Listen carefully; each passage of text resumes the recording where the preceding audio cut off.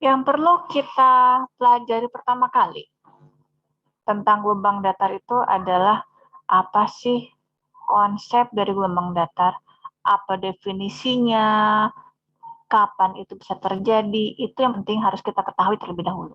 Sekarang kita lihat. Definisi dari gelombang datar adalah gelombang yang memiliki muka gelombang berbentuk bidang datar. Kalau kita lihat definisinya seperti ini, timbul pertanyaan lagi. Apa sih yang dinamakan dengan muka gelombang? Kita kan baru tahu, oh ternyata gelombang punya muka toh. Yang muka gelombang itu apa? Muka gelombang adalah sebuah bidang, di mana pada bidang tersebut harga medan listrik dan medan magnetnya sama. Jadi ada suatu bidang, kalau pada bidang tersebut medan listrik sama medan magnet harganya sama, maka itu dinamakan sebagai muka gelombang. Nah, sekarang kita lihat. Misalkan kita memiliki sebuah muatan, dan kita harus ingat bahwa muatan itu merupakan sumber dari medan listrik. Jadi kalau misalnya ada satu titik muatan, maka medan listrik akan memancar ke segala arah, seperti itu ya. Nah, kalau kita punya titik A, di mana jarak titik A ke muatan adalah R1, pasti di titik A ini akan terasa ada medan listrik. Nah, sekarang, kalau kita punya titik B, jarak titik B ke muatan adalah R2, di mana kalau kita lihat, R1 tidak sama dengan R2. Nah, sekarang pertanyaan saya adalah, apakah medan listrik yang ada di titik A besarnya sama dengan medan listrik yang ada di titik B? Ada yang masih ingat nggak? Apakah medan listrik yang ada di titik A besarnya sama dengan medan listrik yang ada di titik B? Nah, kita harus ingat, untuk menghitung medan listrik, menggunakan persamaan K dikalikan dengan Q dibagi R kuadrat AR. Kalau kita lihat, berarti karena R1 tidak sama dengan R2, maka intensitas medan listrik di titik A tidak sama dengan intensitas medan listrik di titik B. Jelas kan ya? Nah, sekarang, kalau kita punya titik C, jarak titik C ke muatan Q adalah R1 juga. Berarti, besarnya magnitud dari medan listrik di titik A sama dengan besarnya magnitud medan listrik di titik C. Betul kan ya? Kan rumusnya seperti ini ya. Magnitudnya sama, iya. Magnitudnya sama, cuman yang harus kalian ingat adalah arahnya berbeda. Kalau di titik A, arah medan listriknya adalah keluar, searah panah merah ini. Kalau di titik C, arah medan listriknya adalah keluar juga, menjauh dari titik muatan. Tapi magnitudnya sama. Nah, sekarang kita bayangkan, misalkan sekarang kita punya sebuah bola, di mana titik pusat bola itu, tunggu sebentar ya. Misalkan sekarang kita punya sebuah bola, di mana titik pusat bola adalah muatan, dan bola ini jari-jarinya adalah R1. Maka di kulit bola, besarnya medan listrik yang ada di kulit bola, besarnya adalah sama. Sehingga kulit bola ini merupakan suatu bidang yang harga medan listrik atau medan magnetnya sama. Sehingga kulit bola ini disebut sebagai muka gelombang. Dan muka gelombang di sini berbentuk bidang bola. Sehingga yang terjadi di sini adalah gelombang bola. Di textbook, gelombang bola itu adalah spherical wave. Nah, sekarang yang akan kita bahas adalah gelombang datar. Gimana itu terjadi? Nah, sekarang kita lihat. Misalkan, saya punya titik D dan titik E. Misalkan jarak dari titik D dan juga jarak dari titik E ke muatan adalah T3. Karena jaraknya sama-sama T3, berarti besarnya medan listrik di titik D sama dengan besarnya medan listrik di titik E. Kan R-nya sama-sama T3. Nah, sekarang mari kita bayangkan kalau kita punya bola raksasa. Titik pusat bola raksasa tersebut adalah muatan dan jari-jari bolanya itu adalah T3. Bayangkan seperti bumi yang kita tempatin. Nah, titik D sama titik E ini terletak pada kulit bola raksasa. Tapi kalau kita pengamatannya hanya di daerah sini, bentuk dari kulit bola ini, karena bolanya adalah bola raksasa, gitu ya, kayak bumi kita bentuknya adalah bola raksasa. Berarti bidang kulit bola yang ada di sini, bentuknya itu adalah bidang datar. Sehingga di daerah ini terjadi yang namanya gelombang datar. Istilah gelombang datar itu adalah plane wave. Jadi sekarang, kapan gelombang datar terjadi? Gelombang datar terjadi kalau sumber gelombang berada di tempat yang sangat jauh. Sehingga di daerah pengamatan tidak ada sumber gelombang.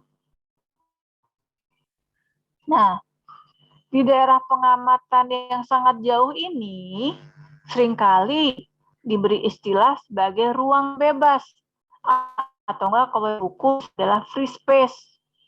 Kadang-kadang kita suka mikir, apa sih free space, ruang bebas, apa sih ruang bebas? Dan ternyata yang namanya free space itu adalah daerah yang tidak ada sumber gelombang di dalamnya. Itu yang namanya ruang bebas. Itu yang namanya free space. Nah, sekarang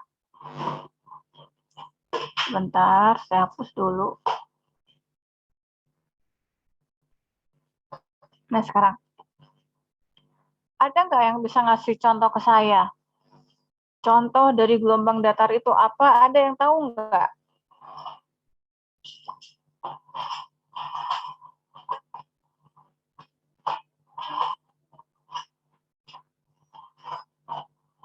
Ada yang tahu nggak contoh dari gelombang datar? Contoh dari gelombang datar adalah sinar matahari. Matahari berasal di tempat yang sangat jauh dari bumi. Dan pada saat misalkan kita berdiri di suatu lapang, di tempat yang sama yang tidak ada bayang-bayang gedungnya, tidak ada pohonnya, ya. Misalnya kita sama-sama di padang pasir gitu ya. Kalau jarak saya sama kamu sekitar 100 meter, tapi walaupun saya sama kamu berjauhan, jaraknya 100 meter, tapi panas yang saya rasakan pasti sama dengan panas yang kamu rasakan. Nah, itu adalah gelombang datar. Nah, selain sinar matahari, ada nggak contoh gelombang datar yang lain? Ternyata tidak ada.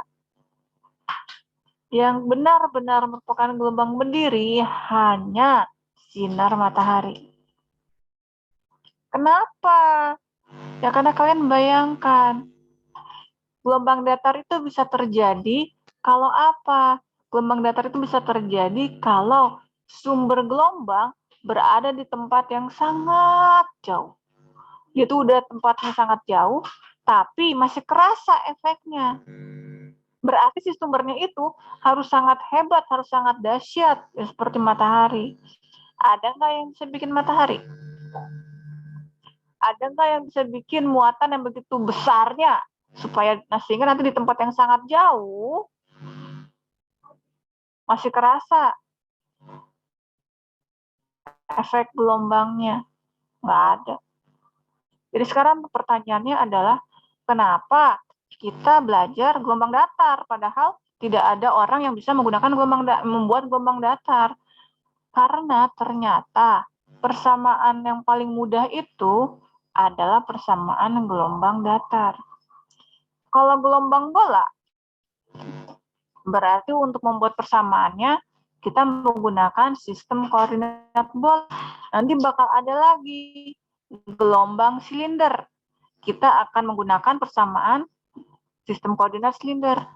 Kalau untuk gelombang datar, kita akan menggunakan persamaan dalam sistem koordinat kartesian. Dan kita tahu bahwa sistem koordinat kartesian itu lebih mudah dibandingkan sistem koordinat yang lain. Untuk itu kita belajar gelombang datar. Nah, sekarang kita lihat, karena gelombang datar ini adalah gelombang elektromagnetik, berarti dia itu harus mengikuti hukum Maxwell. Hukum Maxwell ada 4. Hukum Gauss untuk medan listrik, hukum Gauss untuk medan magnet, hukum Faraday, dan hukum Ampere. Nah, pada saat kita ngomongin gelombang datar, di mana sumber gelombang berada di tempat yang sangat jauh, berarti kita harus ingat, sumber medan listrik itu apa? Muatan. Sumber medan magnet itu apa? Arus. Berarti distribusi muatan yang merupakan sumber medan listrik dan rapat arus yang merupakan sumber medan magnet harus kita set 0 kalau kita mau ngomongin gelombang datar. Sehingga persamaan yang kita gunakan untuk menurunkan gelombang datar adalah seperti ini. Rho V di set 0, J-nya di set 0. Nah, sekarang kita lihat. Udah tahu itu adalah hukum Maxwell-nya. Selanjutnya kita ngapain? Selanjutnya kita akan menurunkan sifat dari gelombang datar. Selanjutnya kita akan menurunkan persamaan gelombang datar itu seperti apa. Nah, tapi sebelum menurunkan persamaan gelombang datar dari hukum Maxwell, kita harus belajar, harus mengenal dulu konsep fasor dan konsep real time. Nah, kita lihat.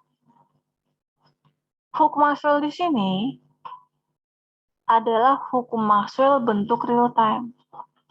Bentuk real time itu adalah bentuk apa? Bentuk yang tergantung atas waktu. Kalau ngomong-ngomong real time itu berarti dia itu tergantung atas waktu. Maksudnya apa? Sekarang kita lihat. Dari 4 buah persamaan ini, kita lihat ada yang warna merah ini. Warna merah ini menyatakan turunan terhadap waktu. Artinya apa? Kalau ada turunan terhadap waktu, otomatis berarti yang namanya B, rapat volume magnet, dan yang namanya E, intensitas medan listrik, harus merupakan fungsi waktu. Soalnya kalau dia bukan merupakan fungsi waktu, berarti turunannya akan menjadi 0. Jadi sekarang, oh iya, B, rapat volume magnet, dan intensitas medan listrik merupakan fungsi dari waktu. Terus apa lagi?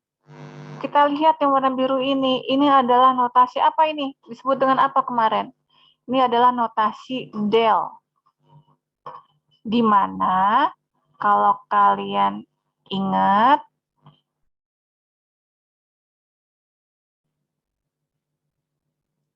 kalian masih ingat, pada sistem koordinat kartesian, del itu adalah suatu vektor. Vektor apa?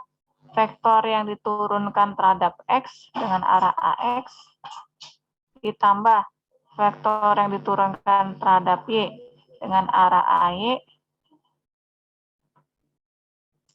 ditambah diturunkan terhadap Z dengan arah AS-nya. Nah, berarti vektor del ini ada penurunan terhadap X, Y, Z. Ada penurunan terhadap posisi ruang. Sehingga, bisa kita lihat berarti kesimpulannya, yang namanya E itu merupakan satu besaran yang tergantung atas ruang, dan begitu pula dengan B. Dia merupakan suatu besaran yang tergantung atas ruang dan waktu. Kalau dia nggak tergantung atas ruang, turunan ini hasilnya pasti adalah 0. Kalau dia tidak tergantung atas waktu, pasti yang merah ini adalah 0. Nah, sekarang gimana? Sekarang yang ini saya hapus. Berarti sekarang seharusnya hukum Gauss yang lengkap itu penulisannya seperti ini. Del dot epsilon 0 dikalikan intensitas medan listrik yang tergantung atas ruang dan waktu sama dengan 0. Ini penulisan yang lengkapnya. Dan ini adalah bentuk real time, tergantung atas ruang dan waktu. Untuk hukum Gauss untuk medan magnet, penulisan lengkapnya seperti ini. Untuk hukum Faraday, sama Ampere, penulisan lengkapnya seperti ini. Nah, sekarang kita bilang, kalau kita menggunakan persamaan bentuk real time untuk hukum Maxwell akan ribet. Kenapa? Ada turunan ruang, yang biru ada turunan waktu. Supaya nggak ribet, gimana? Supaya nggak ribet, berarti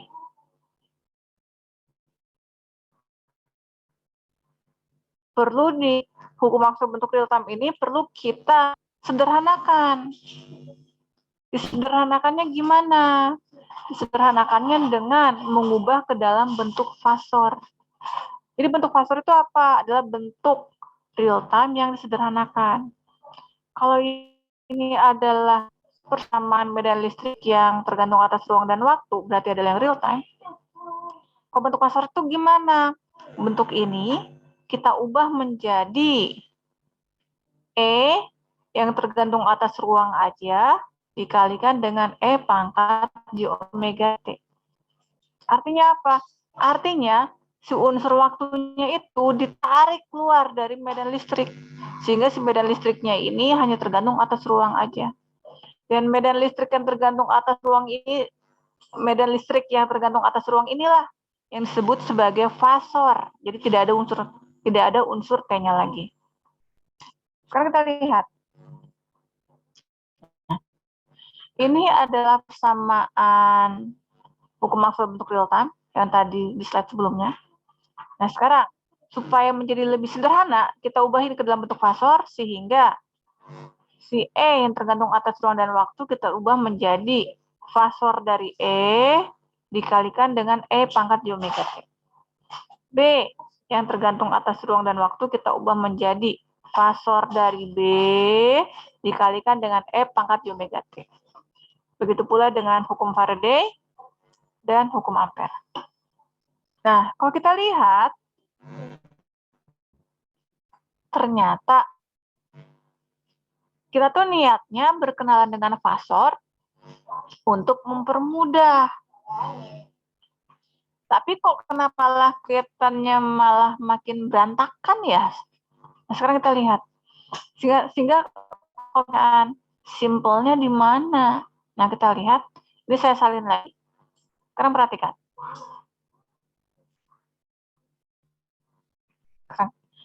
Del dot epsilon 0 dikalikan fasor dari E dikalikan E pangkat J omega T sama dengan 0. Nah, 0 ini boleh dong saya kalikan dengan E pangkat J omega T, kan sama aja sama dengan 0. Sehingga dari sekarang E pangkat J omega T bisa saling coret, sehingga hukum Gauss untuk medan listrik menjadi del dot epsilon 0 dikalikan fasor dari E sama dengan 0.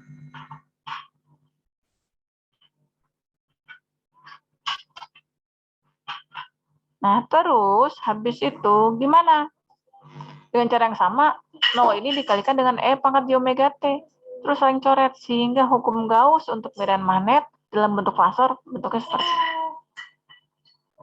Dan sekarang untuk hukum Faraday gimana? Oh, di sini ada E pangkat J omega T, di sini ada E pangkat J omega T. Boleh nggak langsung saya coret? Nggak bisa. Kenapa? Kalau kita lihat, E pangkat J omega T ini berarti harus diturunkan terhadap waktu. Sedangkan yang B-nya gimana?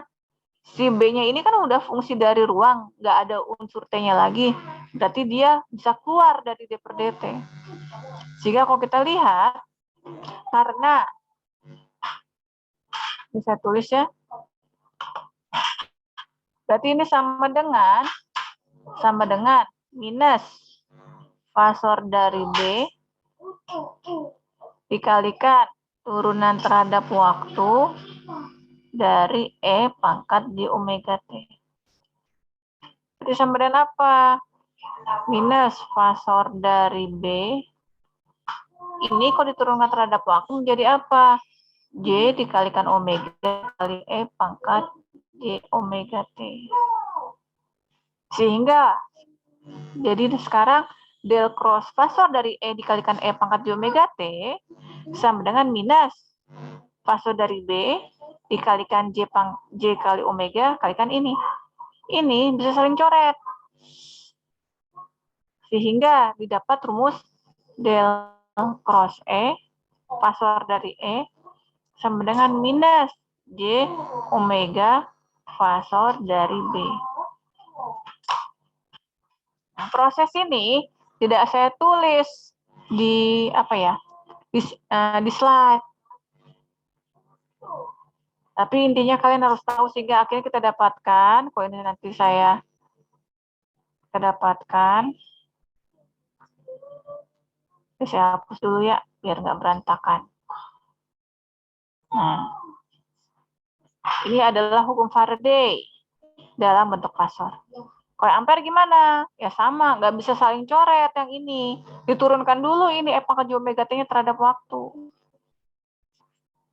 Sehingga akhirnya akan saya dapatkan yang di sebelah kanan saya ini adalah hukum Maxwell dalam bentuk fasor. Nah, sekarang hukum Maxwell dalam bentuk fasor, saya salin lagi nih di sini. Fasor ini adalah besaran yang tergantung atas ruang aja. Berarti kalau yang RR-nya ini nggak kita hilangin, orang udah tahu, oh fasor kan tergantung atas ruang aja, sehingga bisa kita tuliskan seperti ini. Nah, sekarang kita bandingkan dengan hukum Maxwell yang awal, yang pertama kali kita buat. Nah, kalau kita lihat, yang sisi kiri adalah hukum Maxwell bentuk real time. Yang sisi kanan adalah hukum Maxwell bentuk fasor. Mana yang sederhana? Yang sederhana adalah hukum Maxwell bentuk fasor. Kenapa? Di hukum Maxwell bentuk fasor, hanya ada turunan terhadap ruang aja. Turunan terhadap waktunya udah hilang kan ya? Udah nggak ada. Nah, sehingga karena kita lihat, oh iya, hukum Maxwell bentuk fasor lebih sederhana. Maka dari itu, hukum Maxwell bentuk fasor inilah yang dipakai untuk merumuskan sifat dari gelombang datar dan juga persamaan gelombang datar. Nah, sekarang kita udah tahu persamaan yang kita pakai yang mana. Kita udah tahu persamaan yang kita pakai yang mana. Sekarang gimana? Sekarang kita pelajari dulu sifat dari gelombang datar. Sifat dari gelombang datar diturunkan dari hukum Faraday dan hukum Ampere dalam bentuk fasor. Nah, proses ini saya lewat aja. Buat kalian yang ingin tahu detailnya, nanti kalian bisa nonton videonya. Videonya belum saya masukin sih ke LMS, tapi nanti akan saya masukkan. Nah, sekarang kalau kita lihat di sini, ini prosesnya ada panjang. Tapi intinya, saya lewat.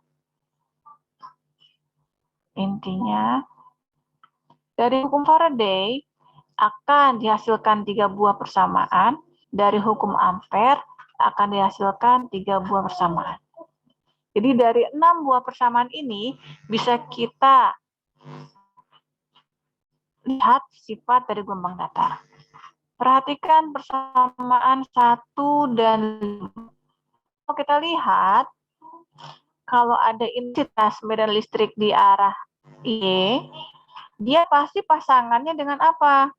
Dengan B di arah X.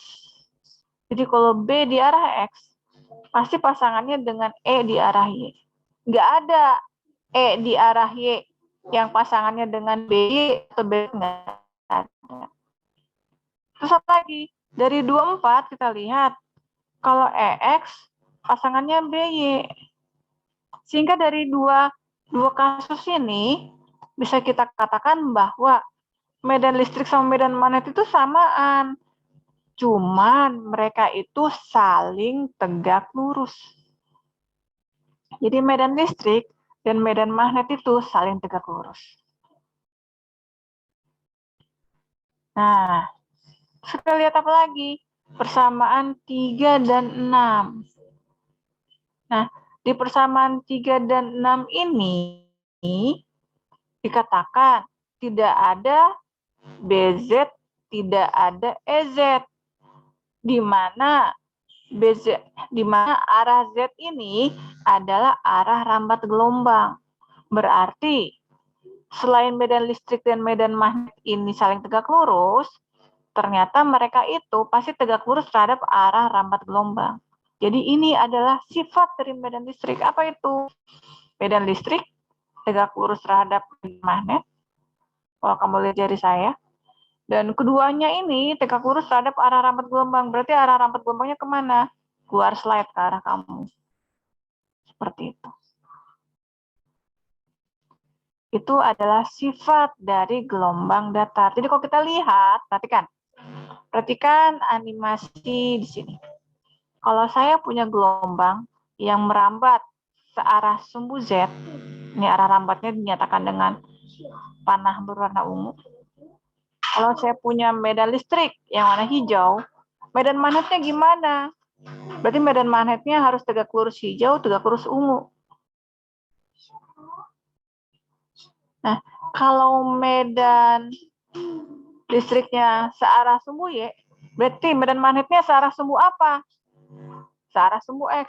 Tapi pertanyaannya adalah X-nya ke atas atau X-nya ke bawah?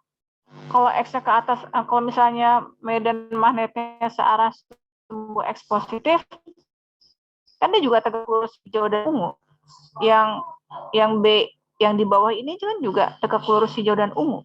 Mana yang kita pilih? Apakah boleh dua-duanya? Oh, enggak. Ternyata yang kita pilih itu adalah yang bawah. Nah, loh, kenapa yang dipilih yang bawah? Nanti kalian akan belajar ada yang namanya teorema pointing.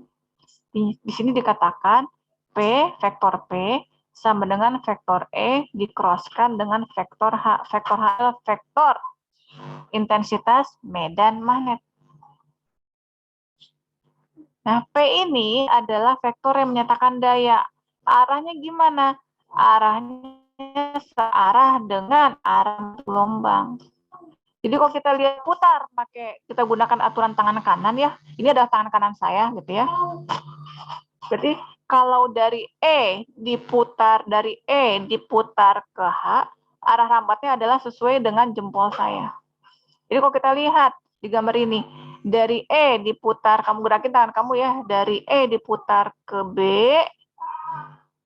dari hijau diputar ke biru, maka arah rambat adalah searah dengan panah yang warna ungu. Jadi dengan cara yang sama, kalau kita punya gelombang yang merambat ke arah sumbu X positif, kalau E-nya seperti ini, berarti B-nya arahnya kemana? Situ. Dari hijau diputar ke biru, arahnya ke atas.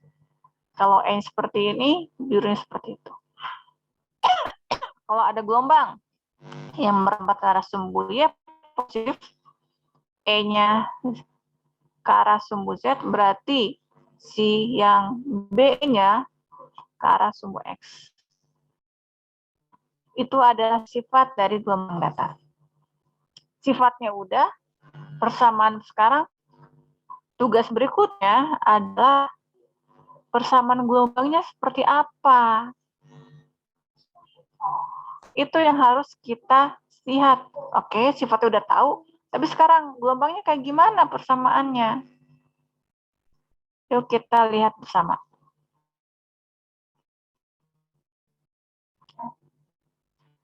Tadi sudah saya katakan bahwa sifat gelombang datar diturunkan dari hukum Faraday dan hukum Ampere, di mana kita punya 6 buah hukum ini. Nah, sekarang kita lihat, perhatikan persamaan yang kedua.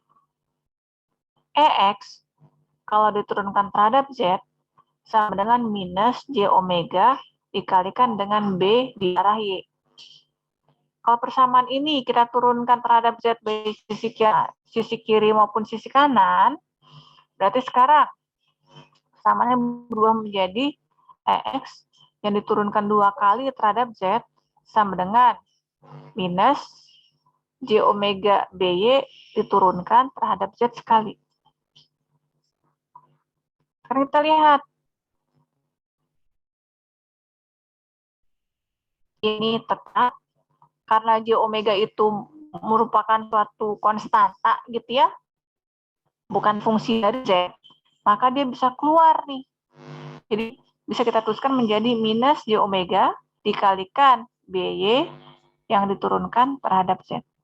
Nah, BY kalau diturunkan terhadap Z bisa kita persamaan keempat. Ini besarnya adalah J omega epsilon mu 0 kali EX. Dan sekarang kita lakukan substitusi. Berarti X yang diturunkan 2 kali terhadap Z sama dengan minus J omega dikalikan dengan ini. Ini adalah kita pindahkan ke sini. Kenapa di sini ada minus? Kalau kan di sini kan, jadi kan B yang diturunkan terhadap Z adalah minus J omega bla bla bla. Minus kali minus adalah 1, dan J kali J adalah berapa? Minus 1. Sehingga persamaan seperti ini. Kalau kita rapihkan, kita akan mendapatkan persamaan orde 2. Kalau kalian belajar kalkulus atau matematika rekayasa, matematika teknik ya, namanya entah apa ya di TELU ini. Berarti sekarang tugas kita adalah mencari bentuk EX yang memenuhi persamaan orde 2 ini. Nah, sekarang ini persamaan orde 2-nya. Ternyata kalau kita lihat buku kalkulus atau buku matematik, EX yang memenuhi persamaan orde 2 ini bentuknya adalah seperti ini. Nah, kalau kita lihat loh.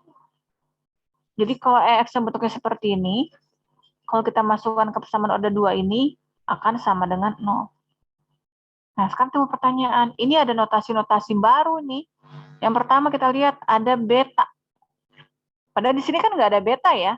Yang ada ini adalah omega itu frekuensi sudut, epsilon 0 itu adalah permitivitas udara, ini adalah permeabilitas udara. Nah, sekarang kenapa ada beta? Ternyata beta itu adalah konstanta fasa. Besarnya berapa? Besarnya adalah omega kalikan akar mu 0 kali epsilon 0. Kalau kita masukkan mu 0-nya sekian, epsilon 0-nya sekian, seperti yang saya lakukan di sini,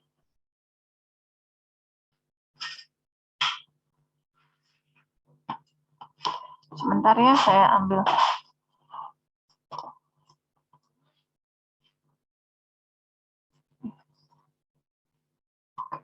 Pulpen di sini mana ya?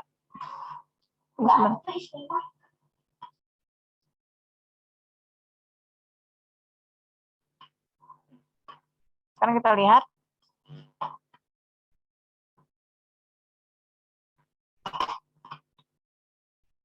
Sekarang kita lihat berarti mu 0 dikalikan epsilon 0 sama dengan 4V kali 10 pangkat min 7 dikalikan 1 per 36V kali 10 pangkat min 9. Kalau ini kita coret 9, berarti menjadi sama dengan 1/9 dikalikan dengan 10 pangkat minus 16. Atau bisa kita tuliskan sebagai 1/9 kali 10 pangkat 16. Nah, U0 kali epsilon 0, kalau kita akarkan, berarti sama dengan akar dari 1/9 kali 10 pangkat 16. Jadi sama dengan berapa? 1/3 kali 10 pangkat 8. Jadi sama dengan 1/C. Berarti dari cerita sini, akar mu0 dikalikan dengan epsilon 0 sama dengan 1/C. Berarti beta kalau di udara besarnya adalah omega dibagi C. Jadi konstanta fasa adalah frekuensi sudut dibagi kecepatan cahaya. Nah, itu adalah beta. Nah, sekarang kalau kita lihat, ini ada yang agak-agak serem nih bentuknya. Ada EM plus adalah ada gelombang yang berwarna ungu ini. Di mana ada notasi EM plus. EM plus itu adalah apa? Adalah amplitudo gelombang yang merambat ke arah sumbu Z positif. Terus ada gelombang yang warna biru ini. Ada notasi baru juga EM minus. EM minus itu apa? Amplitudo gelombang yang merambat ke arah sumbu Z negatif. Dari keterangan tadi timbul pertanyaan. Tahu dari mana kalau yang ungu ini merambat ke arah sumbu Z positif, yang ini merambat ke arah sumbu Z negatif? Nah, untuk mengetahui hal itu, kita harus menggambarkan gelombang datar dalam bentuk real time. Nah, sekarang kita lihat. Persamaan yang ini, yang ungu tambah yang biru ini, persamaan dalam bentuk fasor atau dalam bentuk real time? Persamaan ini adalah dalam bentuk fasor. Kenapa? Nggak ada unsur waktunya. Kalau real time kan ada unsur waktu. Kalau fasor, unsur waktunya ditarik keluar, dibuang, disembunyikan. Berarti ini adalah persamaan dalam bentuk fasor. Nah, sekarang kita harus, supaya kita tahu ini merambatnya ke arah sumbu Z positif atau enggak, kita harus menggambarkan persamaan gelombang dalam bentuk real time. Artinya apa? Kita harus mencari bentuk real time dari persamaan dari fasor ini kayak gimana. Caranya gimana? Sekarang kita lihat.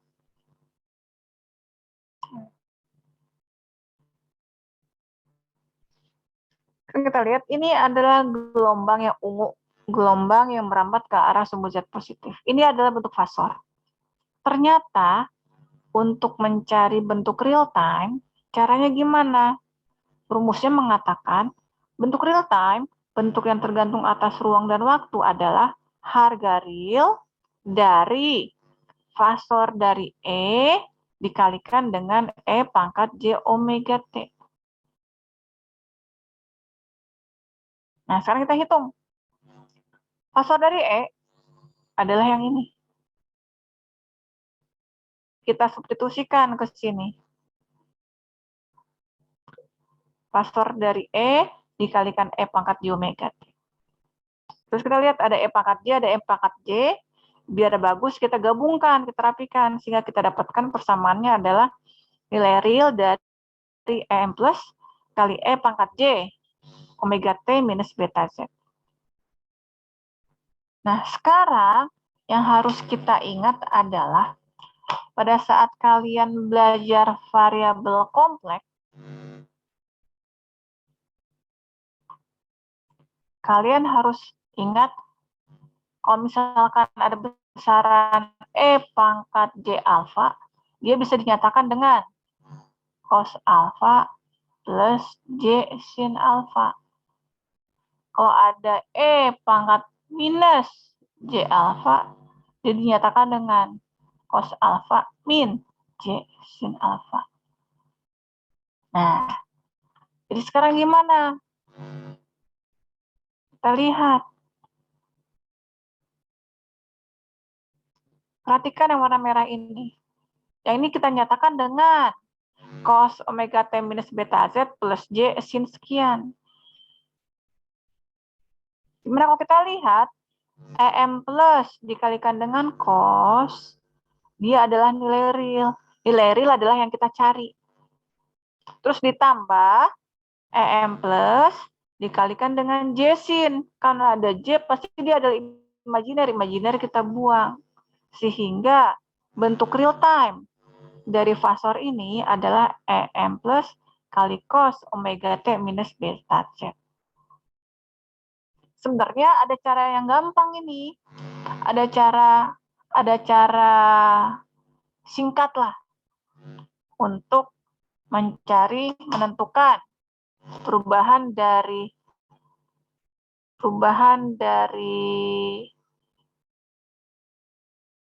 fasor ke real time atau sebaliknya ada cara cepat. Cara cepatnya gimana? Kalau kamu lihat besaran E pangkat J ini kamu ubah ke cos omega T. Jadi kita lihat, kalau kamu ketemu E pangkat J, kamu ubah ke cos omega T. Contohnya, kita kerjakan secara langsung. Ini adalah bentuk fasor. Bentuk real time-nya gimana? Ini EM plus. Berarti EM plus, ini ada topinya. Ketemu E pangkat J nih.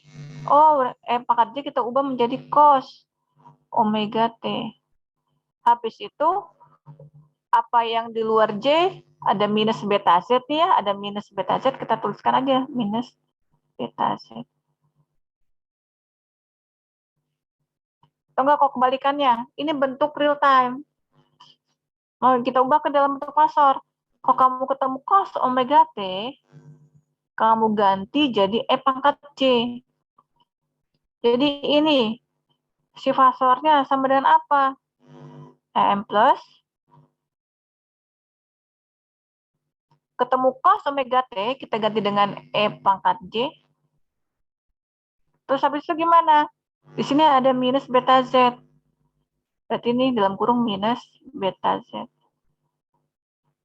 Atau kita tulis fasor dari E sama dengan EM plus kali E pangkat minus J beta Z. Nah, itu cara langsungnya. Cara mudahnya. Daripada kalian ngitung pakai rumus ini, udah ngitungnya lama, takutnya ceroboh gitu ya, jadi salah. Nah, gunakan cara ini. Nah, sekarang, Bu, kita kan pengen tahu, tadi dikatakan ini adalah gelombang yang merambat ke arah sumbu Z positif. Terus sekarang kita udah dapat nih persamaan real time-nya, terus gimana? Apa bukti yang menyatakan dia itu merambat ke arah sumbu Z positif? Kita lihat contoh. Misalkan ada gelombang datar medan listrik yang persamaannya seperti ini. Artinya EM plusnya adalah 10, omeganya adalah 2V kali 10 pangkat 8, si betanya adalah 2V per 3. Nah, kalau kita gambarkan gelombang ini pada saat T-nya sama dengan 0, kalau misalkan ini adalah sumbu Z, ini adalah harga E. Pada saat T-nya sama dengan 0, pada saat Z-nya 0, harga gelombangnya ada sekian. Kalau diurutkan, akan kita dapatkan gelombang yang berwarna biru untuk waktu T sama dengan 0. Tapi yang namanya waktu itu kan selalu berubah, selalu bertambah gitu ya. Pada saat T-nya sama dengan 1 nanosecond, kalau ini kita masukkan T-nya 1 nanosecond, apa yang terjadi? Gelombangnya berubah jadi warna orange.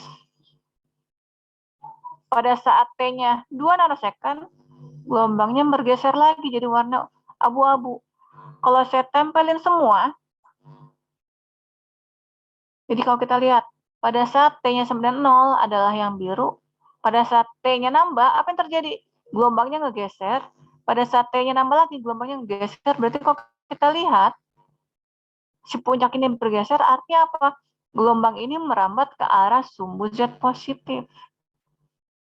Jadi sekarang kita lihat, oh iya, yang ini adalah gelombang yang merambat ke arah sumbu Z positif. Yang ini juga. Cara ngingetnya gampang. Kalau di sini ada beta Z, berarti ingetnya, oh dia merambat ke arah sumbu Z. Nah, positif atau negatif? Nah, kalau kita lihat di depannya adalah negatif, berarti kebalikannya. Nah, sekarang, tadi udah dibahas medan listrik. Sekarang gimana dengan medan magnet? Karena kita tahu yang namanya medan listrik sama medan magnet itu kan selalu bersama, laksana Ipin dan Upin. Nah, sekarang bagaimana mencari medan magnet? Nah, sekarang ini ada prosesnya. Sekarang kita lihat dulu untuk gelombang yang merambat ke arah sumbu Z positif. Ini adalah persamaan kedua. Tadi kan kita punya 6 buah persamaan ya, persamaan kedua. Dari persamaan kedua ini, ujung-ujungnya nanti ada langkahnya. Nah, di mana langkah terakhir mengatakan bahwa E dibagi H besarnya adalah akar mu0 dibagi epsilon 0. Dan E dibagi H ini disebut sebagai etanol, impedansi intrinsik udara. Yang besarnya adalah 120 dikalikan V. Atau enggak, kalau V-nya adalah 3,14, besarnya impedansi intrinsik udara adalah 377 ohm. Berarti yang namanya udara punya impedansi juga. Kalau misalnya dan listrik yang merambat dengan besar amplitudenya adalah 1 volt, berarti nanti medan magnetnya berapa? 1/377. Nah, sekarang, ini 120 V angkanya dapat dari mana? Ini 120 V angkanya dari mana ya? Kok tiba-tiba muncul gitu? Nah, sekarang kita lihat. Yang kalian harus ingat, mu0 adalah 4V kali 10 pangkat min 7. Epsilon 0 sama dengan berapa? 1/36V kali 10 pangkat min 9. mu0 dibagi epsilon 0 berarti adalah 4V kali 10 pangkat min 7 dibagi 1/36V kali 10 pangkat min 9. Berarti sama dengan berapa? 4V kali 36V terus 10 pangkat min 7 dikali 10 pangkat 9. Berarti sama dengan, nah sekarang kita lihat, yang ditanyakan adalah akar. mu0 dibagi epsilon 0, berarti adalah akar 4V kali 36V kali 10 pangkat 2. Akar 4 adalah 2. Akar 36 adalah 6. V kuadrat diakarkan adalah V. Akar 100 adalah 10. Berarti ini adalah 120 V. Nah, jadi kita lihat, oh ini adalah impedansi intrinsik udara yang besarnya 120 V. Nah, sekarang kita lihat, apalagi sih harus kita pelajari? Ternyata masih ada satu lagi nih harus kita pelajari.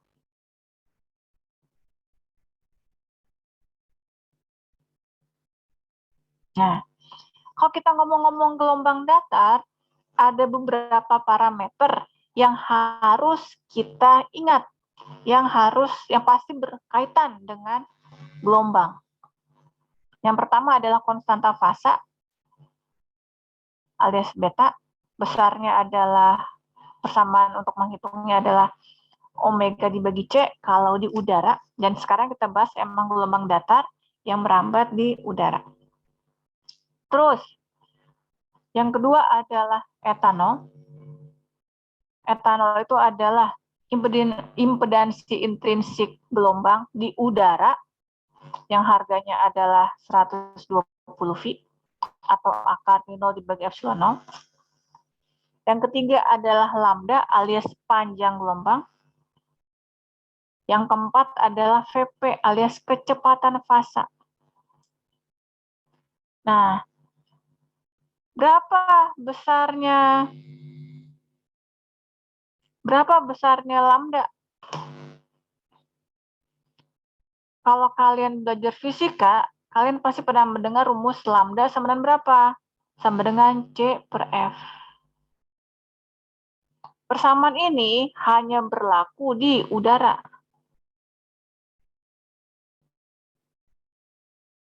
Dan apakah itu benar-benar kalau di udara? Tapi sekarang persamaan umumnya gimana? Ternyata yang namanya panjang gelombang itu adalah lambda itu sama dengan rumus aslinya adalah 2V dibagi beta.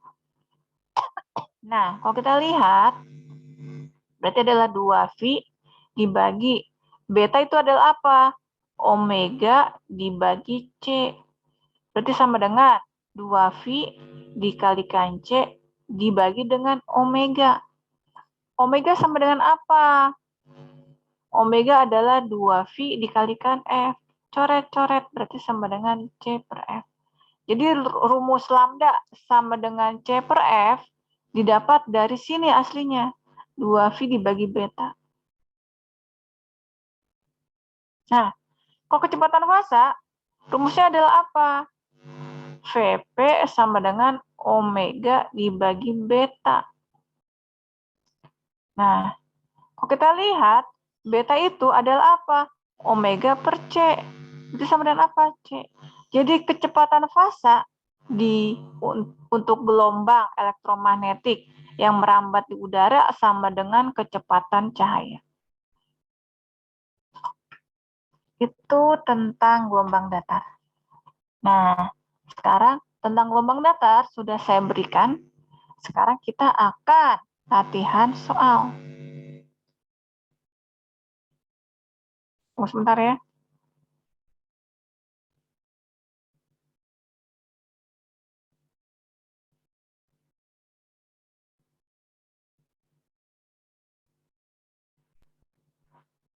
Nah, sekarang kita latihan soal. Ini sebentar.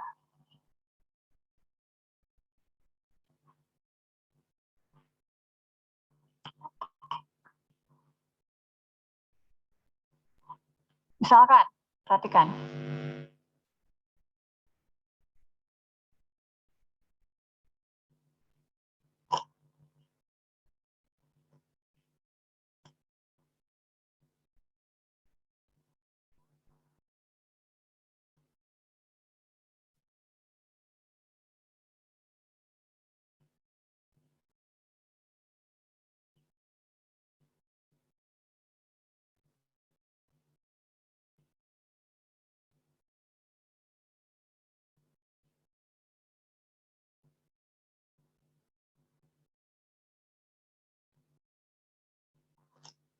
Nah, sekarang kita perhatikan ada soal seperti ini.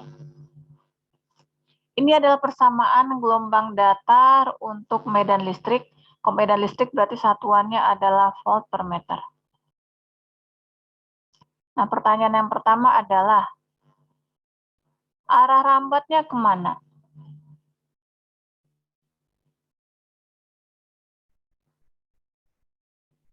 Arah rambatnya kemana? Kita lihat. Dari sini persamaannya JJ. Oh, di sini ada sumbu, ada X. Berarti arah rambatnya adalah sumbu X. Sumbu X-nya positif negatif. Kita lihat di depan beta X ini adalah notasinya adalah positif, berarti kebalikan. Arah rambatnya adalah sumbu X negatif. Terus pertanyaan kedua adalah arah getar. Yang kalau kita lihat, ini kan adalah sinusoidal ya. Berarti kan kalau sinusoidal itu kan ke atas, ke bawah, ke atas, ke bawah. Nah, itu arah getarnya kemana? Arah getarnya searah dengan sumbu. Sumbu apa? Sumbu Z. Jadi kalau kita lihat, ini arah rambat.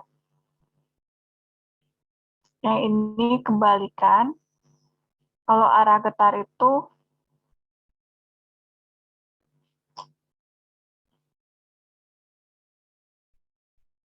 Nah, terus habis itu pertanyaan berikutnya.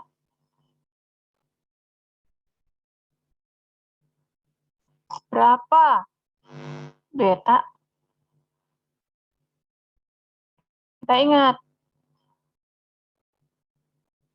beta adalah omega per C. Omega adalah apa? Dan kalau kita lihat, oh, kan yang di dekat T ini adalah omega. Omeganya berarti adalah apa? Adalah V per 2 kali 10 pangkat 8 dibagi C 3 kali 10 pangkat 8. Coret-coret berarti adalah V per 6. Terus, pertanyaan berikutnya adalah berapa lambda? Lambda adalah 2V per beta. 2V, betanya berapa?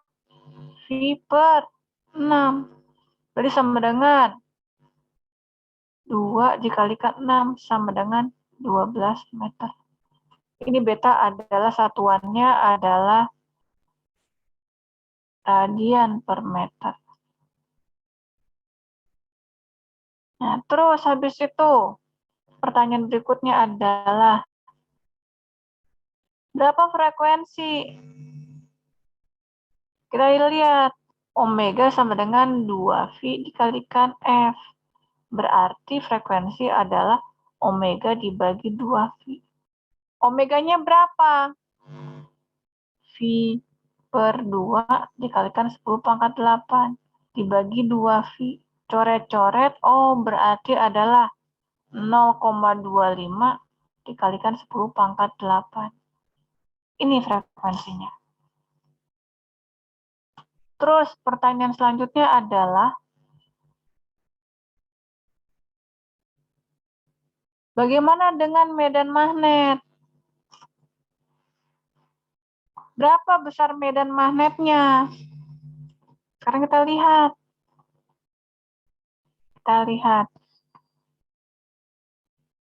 Yang harus kita ingat adalah E kalau dibagi H sama dengan apa? Sama dengan impedansi intrinsik yang besarnya adalah 120 kali V. Artinya, medan magnet sama dengan apa? Sama dengan E dibagi impedansi intrinsik. Berarti kalau saya tulis di sini, berarti H sama dengan berapa? Kita lihat, E-nya adalah 100 cos bla bla bla ini, berarti sekarang 100 dibagi 120 kali V kali cos, omeganya adalah V per 2 kali 10 pangkat 8T, terus habis itu plus beta X, plus betanya berapa tadi kita udah ngitung, betanya adalah V per 6, plus V per 6X. Nah, sekarang kita lihat, arah getarnya kemana? Ini kan AZ. Apakah kita tuliskan di sini AZ? Enggak, salah. Kenapa? Karena kita harus ingat. Yang harus kita ingat adalah apa? Yang namanya medan listrik, dia tegak lurus terhadap medan magnet, dan dia tegak lurus terhadap arah rambat gelombang. Berarti ini nggak boleh AZ, karena dia harus tegak lurus AZ. Berarti apa? Boleh nggak AX? Nggak boleh, karena dia harus tegak lurus arah rambat gelombang. Berarti ini harusnya kemana? Adalah AY. Jadi hanya adalah 100 per 120 V kalikan cos omega T plus beta X AY. Sekarang yang harus kita cek adalah si AY ini positif atau negatif. Kan kalau kita lihat AY itu dia tuh tegak lurus arah rambat sama tegak lurus AZ, tapi minus AY juga kan harus kita pilih. Jadi sekarang untuk mengecek dia positif atau negatifnya, pakai rumus apa? Pakai rumus P sama dengan E cross H. Si P ini arah rambatnya kemana? Ini kan arah rambatnya adalah ke sumbu X negatif. Berarti min AX. Si E di soal, arah kemana tadi? Arahnya adalah AZ. Dia itu harus dikroskan dengan plus AY atau minus AY. Nah, caranya gimana? Dulu, waktu kita belajar tentang sistem koordinat, saya pernah nulis seperti ini. AX, AY, AZ, AX, AY, dan seterusnya. Kalau AX dikroskan dengan AY, jawabannya adalah plus AZ. Berarti sekarang AX dikroskan dengan AY, jawabannya adalah plus AZ. Kalau AY dikroskan dengan AZ, jawabannya adalah plus AX. Berarti AY dikroskan dengan AZ, jawabannya adalah plus AX. Kalau AZ dikroskan dengan AX, jawabannya adalah, karena kita bergeraknya ke kanan, plus AY. Tapi, kalau kita bergerak kebalikan, misalkan, sini, bergerak ke kiri, kalau AY dikroskan dengan AX, jawabannya jadi apa? Jadi minus AZ. Terus habis itu, kalau AX dikroskan dengan AZ, jawabannya jadi apa? Minus AY. Karena kita bergerak ke kiri. Nah, sekarang, kalau AZ dikroskan dengan AY, kalau AZ dikroskan dengan AY, jawabannya jadi apa? Min AX. Nah, kita lihat. AZ dikroskan dengan apa supaya jadi min AX? Oh, berarti ini harus dikroskan dengan plus AY. Berarti ini AY-nya ada positif. Jadi sekarang kalau kita lihat, ternyata medan listrik ini akan berpasangan dengan medan magnet yang di sini. Sampai sini jelas? Jelas, Bu. Oke. Nah, sekarang soal berikutnya. Kita lihat. Bentar.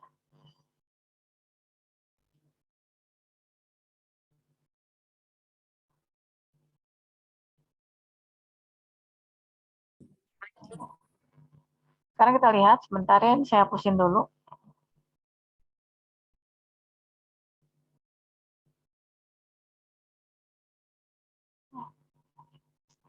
Tadi udah kita hitung betanya adalah berapa ya? Pi per 6. V per 6. Ini adalah V per 6. Nah, sekarang, ini adalah bentuk real time. Kenapa? Ada unsur waktunya. Nah, sekarang, bagaimana dengan bentuk fasornya? Ingat, dari real time, kalau mau diubah ke fasor, tadi gimana caranya? Kalau kamu ketemu dengan cos omega T, kamu ganti menjadi E pangkat J. Atau sebaliknya, kalau dari fasor diubah ke real time, ketemu E pangkat J diganti dengan cos omega T. Berarti ini sekarang, gimana bentuk real time-nya? Ini 100. Nah, sekarang ketemu cos, ini adalah omega T. Kita ganti dengan E pangkat C. Nah, kita lihat habis itu. Di sini kita lihat ini udah hilang. Dan sisanya adalah kita tulis saja langsung V per 6X. Habis itu AZ. Jadi ini yang warna coklat ini adalah bentuk fasor dari persamaan real time di atas. Mudah nggak? Mudah. Oke. Nah, sekarang ini saya save dulu. File save.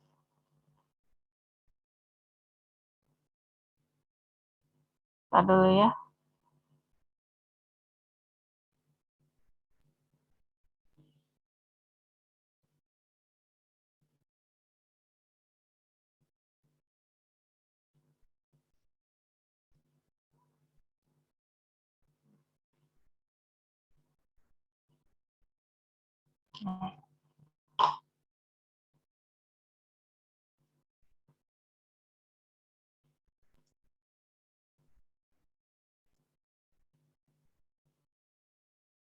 Silakan.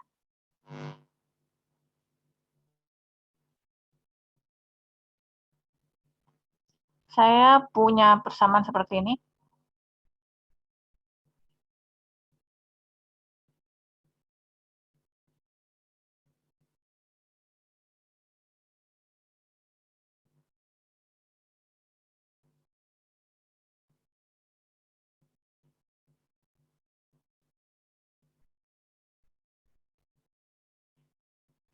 Ini adalah persamaan bentuk real time atau bentuk fasor? Real time, Bu. Real time. Itu adalah persamaan medan listrik atau medan magnet? Medan magnet, Bu. Medan magnet berarti kalau kita lihat satuannya adalah ampere per meter. Arah rambatnya kemana ini? Arah rambat?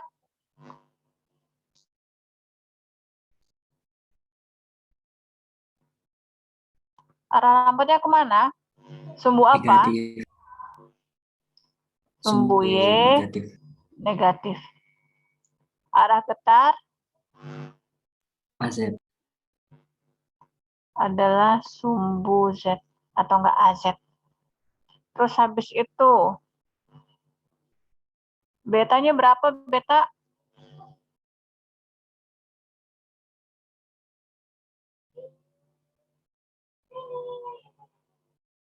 Betanya berapa beta? Omega per C, Bu. Betanya harganya adalah V. Ini kan adalah berarti omega T plus beta Y. Betanya adalah V. Ya enggak? Terus omeganya berapa? Nah, baru kita lihat kan tadi beta adalah omega per C. Berarti omega adalah beta kali C. Betanya berapa? V. C-nya berapa? 3 kali 10 pangkat 8. Berarti omeganya adalah 3V kali 10 pangkat 8. Terus habis itu berapa lambda? Lambda adalah 2V per beta. 2V. Betanya berapa tadi? V. Berarti adalah 2 meter. Berarti panjang gelombangnya adalah 2 meter. Berapa kecepatan fasanya? Nggak usah dihitung. Kalau gelombang merambat di udara, kecepatan fasanya pasti adalah kecepatan cahaya. Nah, sekarang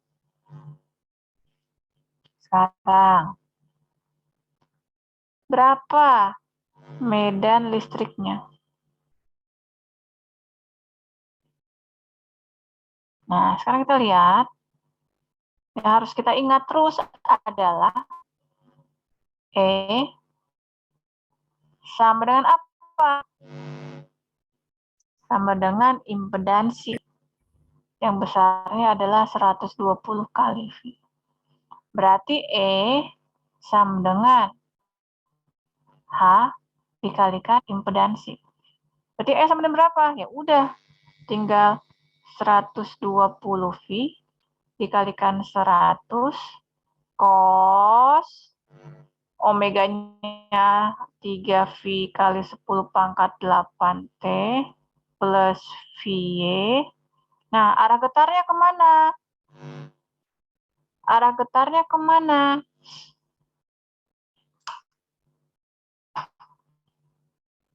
Apakah AZ? Nggak mungkin, karena harus tegak lurus AZ. Apakah AY arah rambatnya nggak mungkin harus tegak lurus arah rambat. Berarti arah getarnya adalah AX. Cuman kita nggak tahu AX positif atau negatif. Berarti kita cek. Ceknya pakai rumus apa? Cek. Pakai rumus P sama dengan E cross H. Arah rambatnya kemana ini? Minus AY. Si E-nya yang harus kita cari, tapi si H-nya adalah apa tadi? H-nya adalah AZ ya. Nah, ini harus apa? Harus AX plus AX atau minus AX. Nah, kita lihat. Ngeceknya gimana? AX, AY, AZ, AX, AY.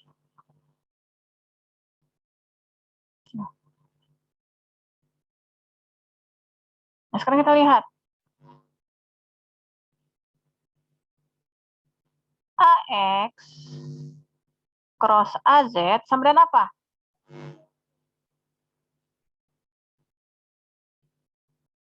AX cross AZ sama dengan apa? Kalau kita lihat dari pergerakannya ke kiri sama dengan apa? Minus AY, Bu. Minus AY. Berarti kalau kita lihat AX cross AZ adalah minus AY. Oh iya. Berarti ini adalah plus AX. Berarti E-nya adalah plus. Nah, ini adalah contoh-contoh gelombang datar. Mudah kan ya? Nah, sekarang ini saya save dulu.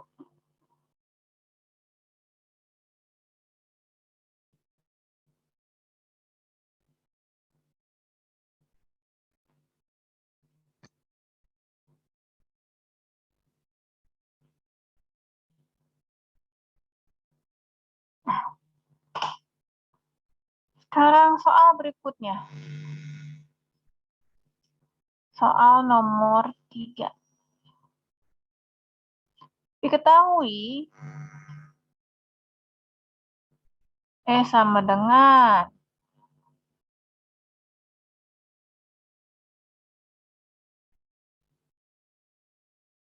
10 min J10 kali entar dulu. Jangan. E sama dengan 10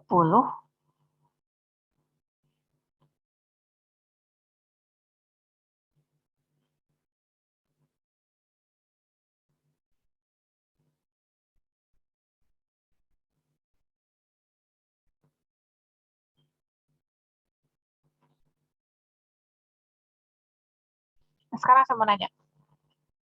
Persamaan ini bentuk real time atau bentuk fasor?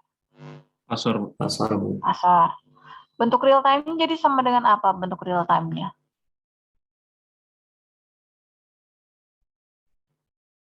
Ayo kita kerjain bareng-bareng. Bentuk real time-nya jadi sama dengan apa? 10 min J10 cos omega T kurang 3X, Bu. Jangan buru-buru. 10 minus J10 cos omega T. Terus? Halo? Dikurang Pi per 3X, Bu. Min V per 3X AZ. Itu ya?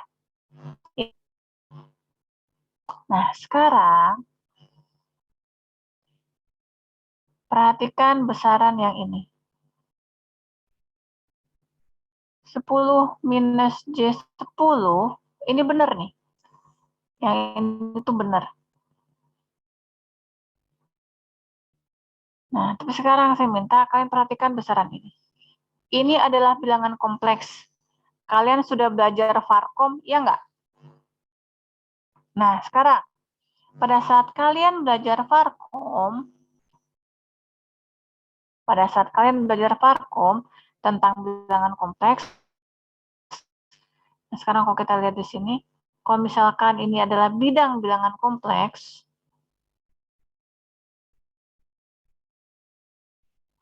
ini adalah sumbu real, ini adalah sumbu imajiner, ini adalah, saya tulis, bidang bilangan kompleks. Nah, sekarang saya mau nanya. Kalau saya punya titik di sini,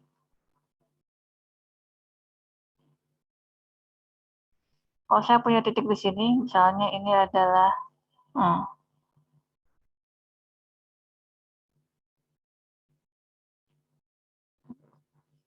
susah ya. Bentar.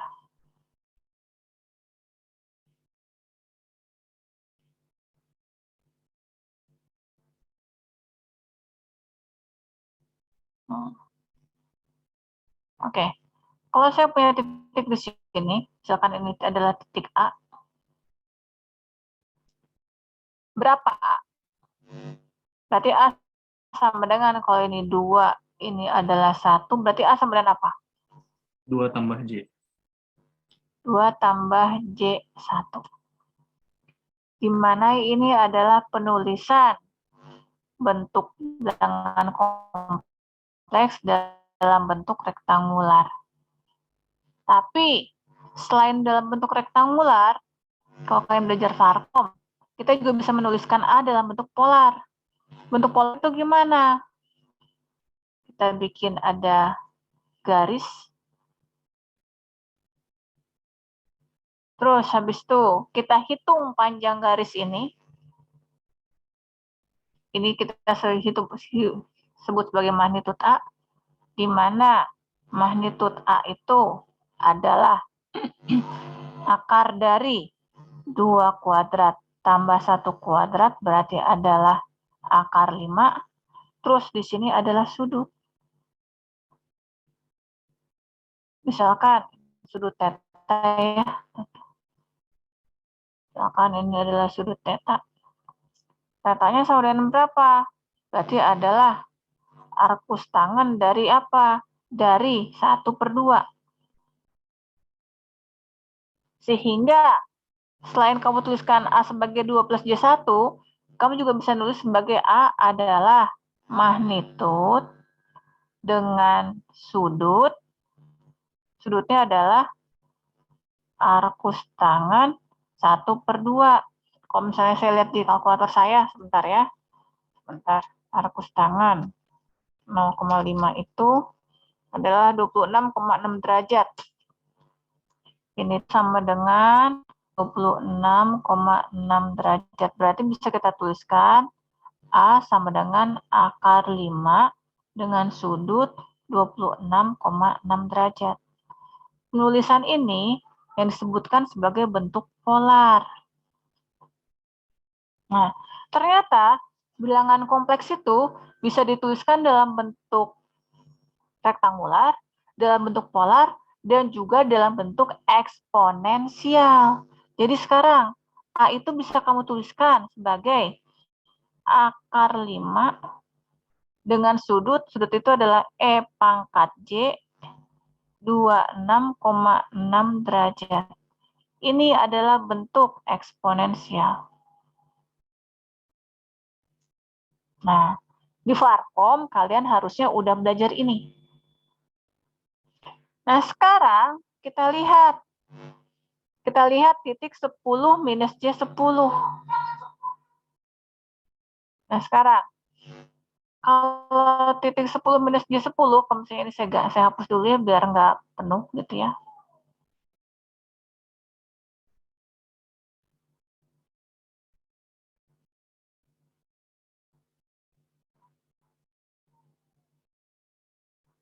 Misalkan 10 minus J10 berarti misalkan ininya adalah 10-nya di sini, ini adalah, nah, sekarang berarti titiknya ada di sini.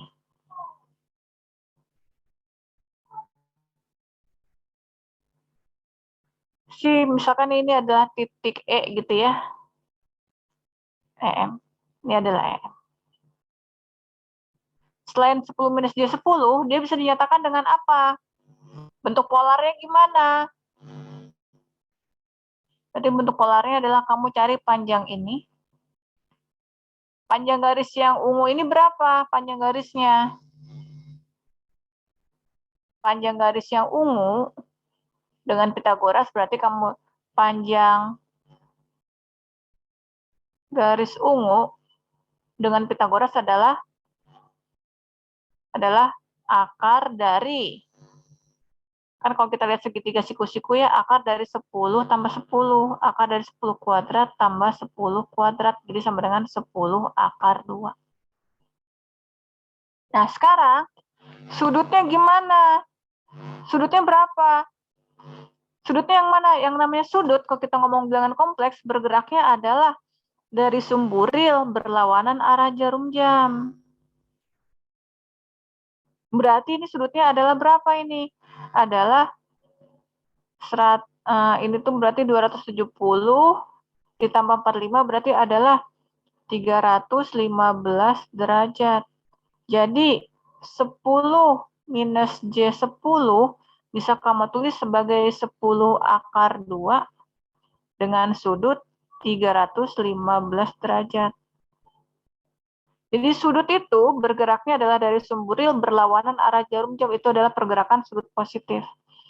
Tapi kalau kamu pengen, Bu, kalau saya pengen pakai sudut yang ini gimana? Boleh. Kalau kamu pakai panah yang hijau ini untuk menghitung sudutnya, berarti sudutnya adalah minus 45. Kalau pergerakan searah jarum jam, itu adalah minus 45. Jadi, ini bisa kamu tulis sebagai 10 akar 2 dengan sudut minus 45 derajat. Nah, sekarang kita lihat, oke, sampai sini. Nah, sekarang kita lihat. Terus gimana? Kita lihat lagi. Ini, kita lihat lagi persamaan ini. Saya copy dulu, biar nggak bolak-balik.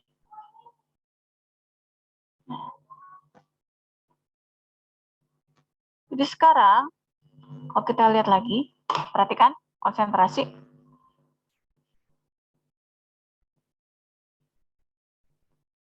Nah, berarti sekarang E ini bisa saya tuliskan sebagai, ini saya tuliskan menjadi 10 akar 2.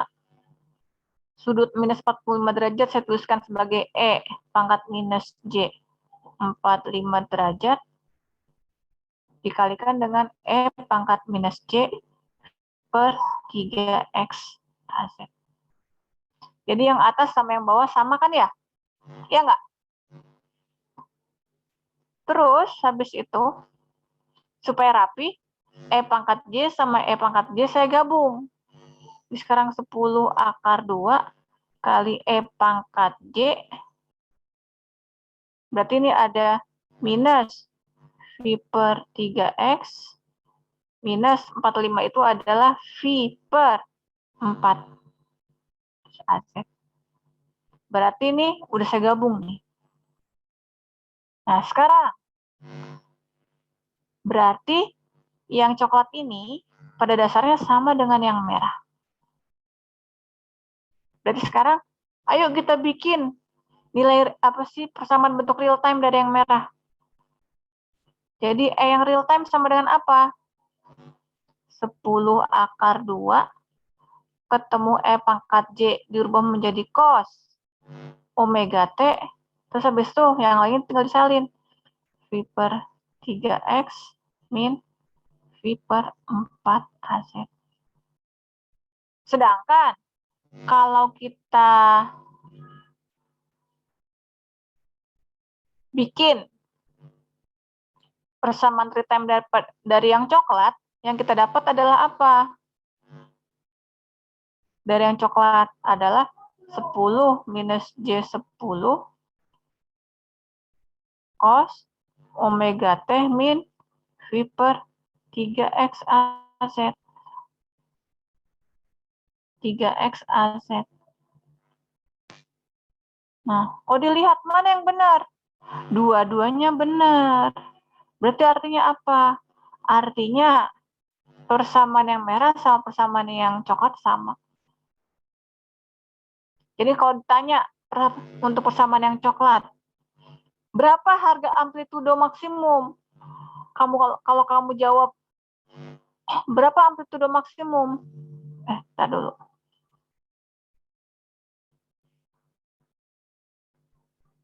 Berapa besarnya amplitudo maksimum dari persamaan yang coklat?